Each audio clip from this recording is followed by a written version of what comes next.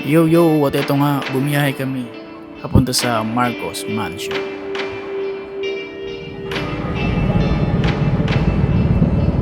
Yung sa atin nagpa-picture eh. Yung namumukha na Mario. Sayang. Yes, hindi kami nakapagpa-picture dahil after namin magpahinga, kami ay tumuloy-tuloy na. Sa oras na yan, ayan, nag-umpisa na ang rough road. Mabato na dyan, bumubuhangin, malikabok, yan, kitang-kita naman. Sa paligid may mga tindahan ng prutas. Ayan. Galit na galit yung pagkakapula mo.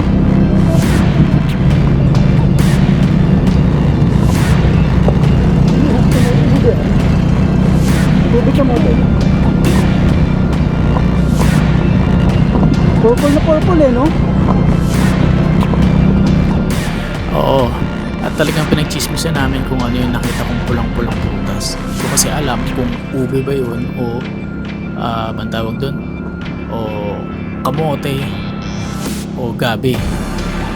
Basta yan, rough road tayo, kitang-kita na paakyat ang kalsada, may kaunting inclination siya, mas malalalim na ang lubak dyan. Konting skills lang naman ang kailangan. Parang kabayo mo. At ilang saglit pa, nakaahon na rin.